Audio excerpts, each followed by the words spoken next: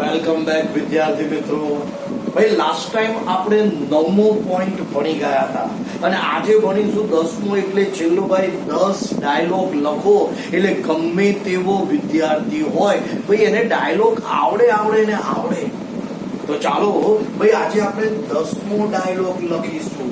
કેમ કે આના પછી ભાઈ આપણે ચેપ્ટર બદલી નાખીશું. હા, તમને પ્રેક્ટિસ માટે આપીશું અને એના પછી ભાઈ આપણે ટેક્સ્ટ પર જતા રહીશું, બીજું કોઈ ગ્રામર લઈશું. કારણ કે તમારું ટેક્સ્ટ પણ ઇમ્પોર્ટન્સ હોય છે, એટલે જે બી ધોરણ હોય 8, 9, 10, 11, 12 તો ભાઈ આ ચેપ્ટર પછી ભાઈ આપણે થોડું ટેક્સ્ટ ઉપર જતા રહીશું. પણ તમારે તો આની પ્રેક્ટિસ કરવી જ પડે.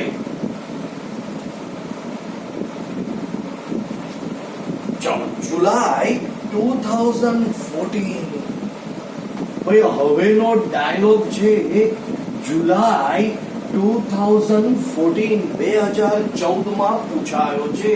ભાઈ અવતરણ ચિહ્નની અંદર બધા વિદ્યાર્થી મારી સાથે લખશે what a high temperature.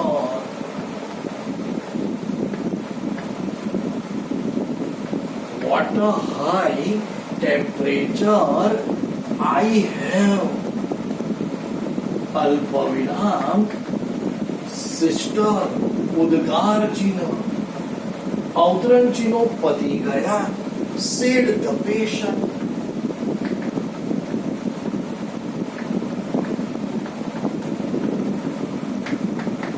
Said the patient. Don't worry.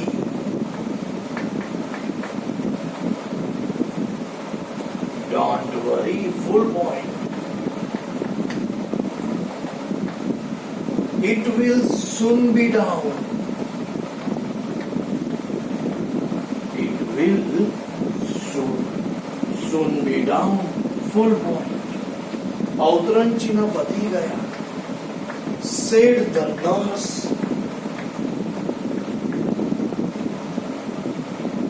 I got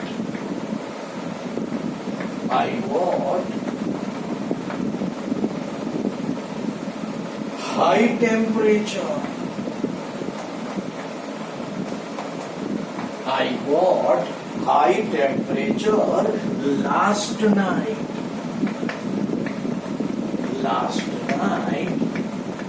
Too. Full point. Did you record it?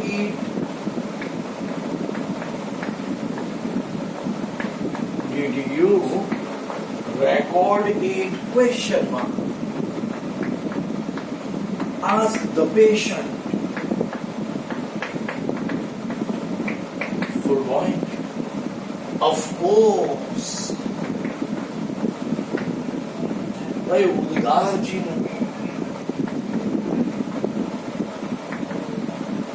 Here is the report.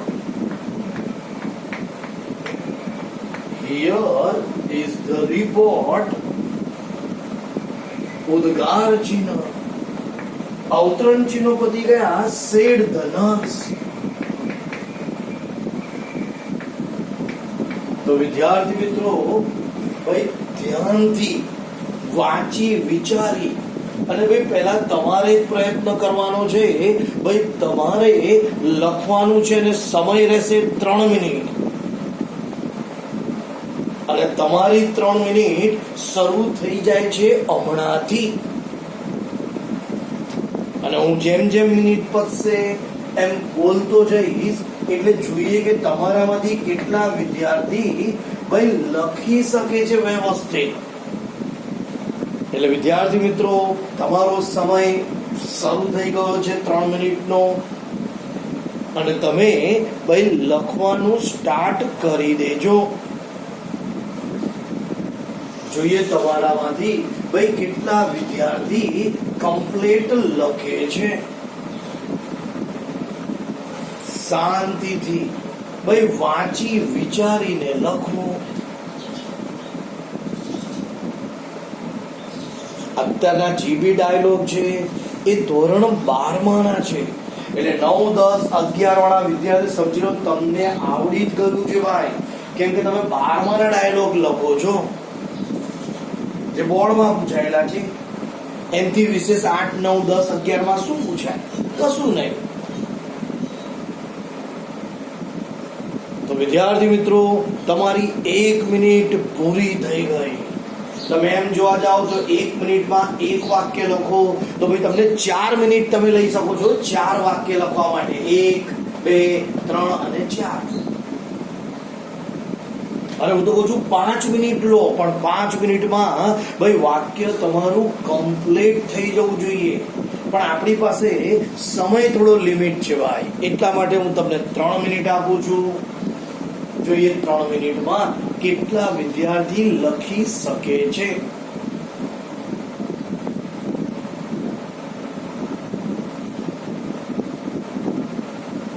શાંતિથી વાંચી વિચારી લખવું. દરેક મિનિટ ખરેખર લાંબી હોય છે.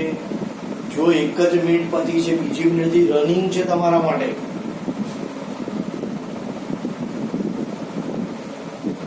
તમને બી અંદાજ આવે કે આપણે 1 મિનિટના સમયમાં કેટલું લખીએ. વિદ્યાર્થી મિત્રો, 2 મિનિટ પૂરી થઈ ગઈ.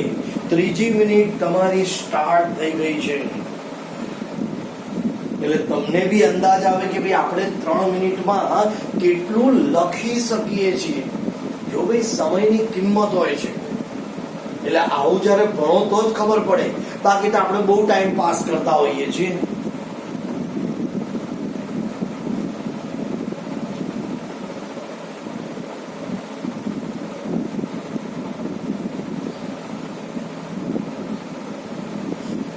દરેક નિયમને યાદ કરી લખો.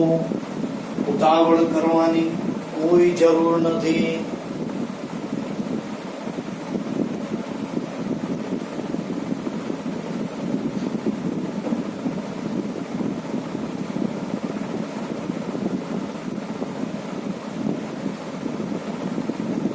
તો વિદ્યાર્થી મિત્રો, 3 મિનિટનો સમય પૂર્ણ થઈ ગયો. ભાઈ હવે 3 મિનિટમાં કમસે કમ તમે 3 વાક્ય તો લખ્યા હશે. અને ભાઈ કેટલાક વિદ્યાર્થી તો એટલા હોશિયાર છે, હા ભાઈ મને ખબર છે હું ભણાવું છું એટલે, કે એનું લખાઈ ગયું હશે. તો ચાલો વિદ્યાર્થી મિત્રો, હવે હું શીખવાડીશ અને તમે તમારા લખેલા જેટલા બી વાક્યો હોય, 2 તો કમસે કમ લખ્યા હોય ભાઈ, તો 2 ચેક કરો, 3 ચેક કરો ને પૂરેપૂરા. ચલો પહેલું વાક્ય વાંચો. What a high temperature I have sister. જુઓ ભાઈ પાછળ ઉદ્ગાર ચિહ્ન છે. બોલે છે પેશન્ટ, તો સાંભળે છે કોણ? સિસ્ટર. યાદ રાખજો ભાઈ, સિસ્ટર એટલે આપણે દવાખાનામાં જઈએ, હોસ્પિટલમાં જઈએ તો આપણે નર્સને સિસ્ટર તરીકે બોલાવીએ છીએ. એટલે અહીંયા સિસ્ટર ને બદલે ભાઈ હું લખીશ નર્સ, સાંભળનાર તરીકે. કોઈ કે સર મેં સિસ્ટર લખ્યું, કઈ વાંધો નહીં, નર્સ અને સિસ્ટર સી જ હોય. એ કઈ હી ને સી માં ફરક ના હોય પાછો, કે ભાઈ નર્સ એટલે ઈ હોય, સિસ્ટર ના. સિસ્ટર અને નર્સ એ બંને સી છે. ઓકે, ચાલો ભાઈ હું લખીશ ધ પેશન્ટ. ભાઈ ઉદ્ગારે છે, જુઓ ભાઈ વાક્યમાં.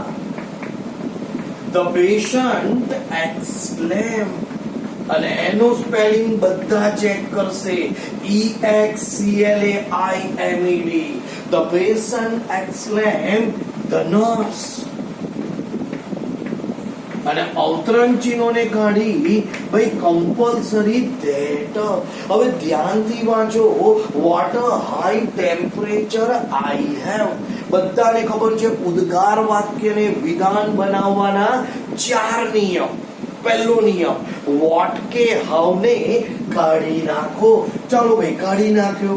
ભાઈ બીજો નિયમ ઈશારાથી ભણાયા છે કે ભાઈ પાછળના કર્તા અને ટુ બી ના રૂપને આગળ લાવો. તો તમારો પાછળનો કર્તા છે આઈ અને ટુ બી નું રૂપ છે હેવ. ભાઈ હવે આ સિસ્ટર એટલે નર્સ લખ્યું એટલે ભૂલી જવાનું. તો કર્તા આઈ ટુ બી રૂપ હેવ. ભાઈ ત્રીજો નિયમ, આર્ટિકલ એન હોય તો ફરજિયાત એ લખો. તો ભાઈ છે એટલે એ લખીશું તો આવું વાક્ય બને. આઈ હેવ અ અને વધારાનું વેરી. તો વાક્ય ધ્યાન આપો વિદ્યાર્થીઓ. I have a very high temperature. આ તો બની ગયું વિધાન વાક્ય, એને ઇનડાયરેક્ટ કરીએ. બોલો, આઈ એટલે બોલનાર, બોલે છે પેશન્ટ. આઈ એટલે પહેલો પુરુષ, તો ભાઈ પેશન્ટ નો પહેલો પુરુષ હી. ચાલો ભાઈ એક્સલેમ એટલે ભૂતકાળ, તો હેવ નું ભૂતકાળ થઈ જાય હેડ. આ પાછું કોઈ ટીવી ના સમજે, હી છે, હી હેડ. ચલો a very high temperature. He had a very high temperature. એક વાક્ય પતી ગયું. હવે અહીં ધ્યાન આપો ભાઈ, બીજું વાક્ય છે ડોન્ટ વરી. વિદ્યાર્થીઓ યાદ આવ્યું, હમણાં જ આગળ મેં તમને થેન્ક્સ વાળું વાક્ય ભણાવ્યું હતું અને મેં કહું તુલા ગોખી રાખજો, ડોન્ટ વરી થેન્ક્સ પૂછાશે. ડોન્ટ વરી એટલે ટોલ્ડ થી જ વાક્ય. કયો નિયમ? ડોન્ટ નો નિયમ. જો પાછળ ફૂલ પોઈન્ટ છે તો ભાઈ વાક્ય બોલે છે કોણ? નર્સ. નર્સ બે વાક્ય બોલે છે, ડોન્ટ વરી અને બીજું it will soon be down. તો પહેલા ડોન્ટ વરી તરીકે લખીએ નર્સ. બધાને ખબર છે, સાદું સમજી લેવાનું. Told the patient. ભાઈ યાદ કરો, ડોન્ટ ને કાઢી નોટ ટુ વરી અને પોતે ફરી બોલે છે. ભાઈ એક જ વાક્ય જ્યારે કોઈ વ્યક્તિ બોલે ફરી અને બીજું બોલે, એક એટલે એક બોલ્યા પછી બીજું બોલે એન્ડ અગેન, અને એ મૂક્યા પછી બીજા વાક્યના નિયમ પ્રમાણે. તો ભાઈ બીજું તો સાદું છે એટલે ટોલ્ડ. સાદામાં અવતરણ ચિહ્નોને કાઢી that, and again told that, it no it. ભાઈ ટોલ્ડ એટલે ભૂતકાળ, તો વિલ નું ભૂતકાળ થઈ જશે વુડ, અને એકવાર ટુ બી ના રૂપનું ભૂતકાળ, બાકીનું remain the same, soon be down. ચલો ભાઈ ત્રીજું વાક્ય, I got a high temperature last night too. એક વાક્ય પતી ગયું. Did you record it? તો બોલો પેશન્ટ કેટલા વાક્ય બોલે છે? બે. ભાઈ ઉપર કોઈ પ્રશ્ન નથી, અહીં જોઈ લેવાનું પેલા, ઉપર કોઈ પ્રશ્ન નથી. ભાઈ આ સાદું વાક્ય, જો કરતા અને પાછળ ફૂલ પોઈન્ટ. સાદું એટલે ટોલ્ડ ધ પેશન્ટ. જો ને અહીં આસ્ક આપ્યું તો આના માટે આપ્યું છે, એટલે આસ્ક ના લખતા. ધ પેશન્ટ સાદું વાક્ય છે. Told the nurse. ભાઈ સાદામાં અવતરણ ચિહ્નોને કાઢી ધેટ. બોલો આઈ એટલે બોલનાર. ભાઈ વાક્ય બોલે છે પેશન્ટ. આઈ એટલે પહેલો પુરુષ, પેશન્ટ એટલે હી, ટોલ્ડ એટલે ભૂતકાળ. વિદ્યાર્થીઓ ધ્યાન આપજો, ગોટ એટલે બી ભૂતકાળ, બહાર ભૂતકાળ, અંદર ભૂતકાળ, એટલે કે હેડ વત્તા પાસ્ટ પાર્ટિસિપલ. ફરી એકવાર ટોલ્ડ એટલે ભૂતકાળ. તો જુઓ ભાઈ ગેટ નું ગોટ ભૂતકાળ એટલે બહાર ભૂતકાળ, અંદર ભૂતકાળ, ટુ બી ના રૂપ તરીકે હેડ, અને આ ગોટ નું પાસ્ટ પાર્ટિસિપલ્સ ગોટ પણ થાય અને ગોટન, GOTTEN વેલિડ છે, પણ મેં લખ્યું છે ગોટ નું ગોટ. હી હેડ ગોટ હાઈ ટેમ્પરેચર. ભાઈ બધાને ખબર છે, લાસ્ટ ને કાઢી ધ પ્રીવિયસ, PREVIOUS. ભાઈ પ્રીવિયસ નો સ્પેલિંગ, અને લાસ્ટ નાઇટ પ્રીવિયસ નાઇટ. અને ભાઈ ટુ નું ટુ, પોતે જ બોલે છે. જુઓ ભાઈ જ્યારે કોઈ વ્યક્તિ ફરી બોલે, જો પોતે જ બોલે છે, ડીડ યુ રેકોર્ડ ઇટ, ભાઈ એનો મીનિંગ એન્ડ અગેન. અને પોતે બોલે છે પણ કયો નિયમ? ટુ બી ના રૂપનો નિયમ. બોલો પાછળ શું છે? પ્રશ્નાર્થ. તો એન્ડ અગેન આસ્ક. અને બધાને ખબર છે ટુ બી નું રૂપ હોય તો અવતરણ ચિહ્નોને કાઢી ઇફ. ભાઈ ઇફ મૂક્યા પછી બાકીના વાક્યને વિધાનમાં ફેરવો. ડીડ યુ, તો વિધાન થાય યુ ડીડ. બોલો યુ એટલે સાંભળનાર. ભાઈ આ વાક્ય બોલે છે પેશન્ટ, તો સાંભળે છે નર્સ. યુ યુ એટલે પહેલો પુરુષ, તો નર્સ નો પહેલો પુરુષ આવે સી. બોલો આસ્ક એટલે ભૂતકાળ, ડીડ એટલે ભૂતકાળ, તો બહાર ભૂતકાળ, અંદર ભૂતકાળ, હેડ વત્તા પાસ્ટ પાર્ટિસિપલ. ફરી વિદ્યાર્થીઓ આસ્ક એટલે ભૂતકાળ, તો તમે વિધાન બનાવ્યું યુ ડીડ, યુ એટલે પ્રથમ પુરુષ સી, પણ ડીડ એટલે ભૂતકાળ, આસ્ક એટલે ભૂતકાળ, તો ડીડ ના બદલે આવી જાય હેડ, અને એના પછીના ક્રિયાપદનું પાસ્ટ પાર્ટિસિપલ. પણ વિદ્યાર્થીઓ આપણી પાસે બોર્ડ ભાઈ લિમિટેડ હોવાથી ભાઈ આપણે ઉપરના વાક્યને કાઢી નાખીશું.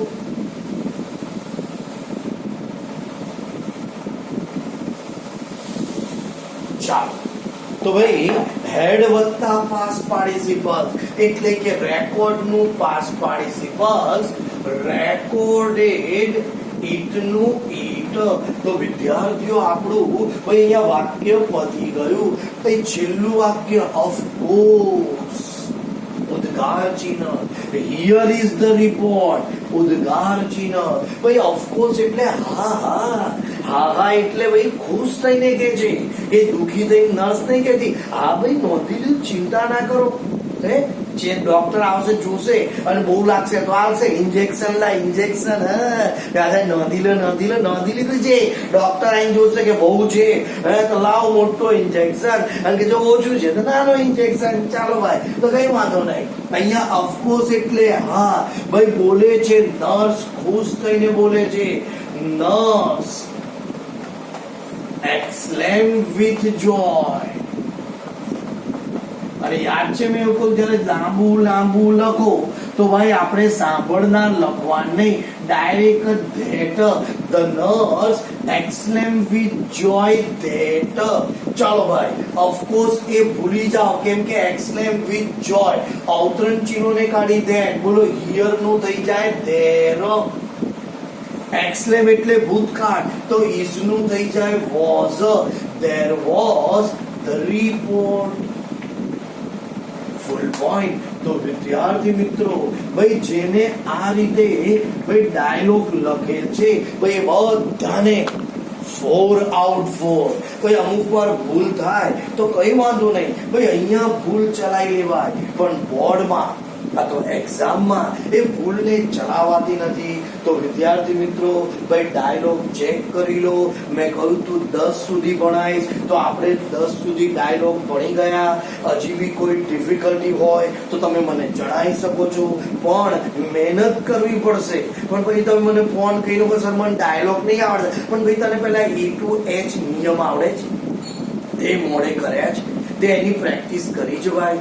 વિધાઉટ પ્રેક્ટિસ, વિધાઉટ કશું કર્યા વગર ભાઈ કશું મળતું નથી ભાઈ, કે આવડતું બી નતું. એટલે પ્લીઝ થોડી મહેનત કરો. હા અમુક મુદ્દા ના ખબર પડે તો મને પૂછી શકો છો, ભાઈ હું તમને એ સમજાવી શકીશ. તો વિદ્યાર્થી મિત્રો હવે ભાઈ આપણે ધોરણ 9, 10, 11, 12 ભાઈ એમાં ટેક્સ પર જતા રહીશું.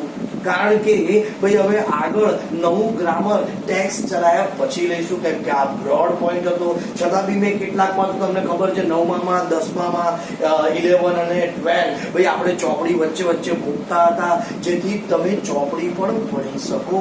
ઓકે વિદ્યાર્થીઓ ફરી મળીશું. મહેનત કરો. જેની પાસે ગ્રામરની બુક છે, ડાયલોગ લખો, 9, 10, 11, 12 જે બી બુક હોય પ્રેક્ટિસ કરો. Okay, see you online.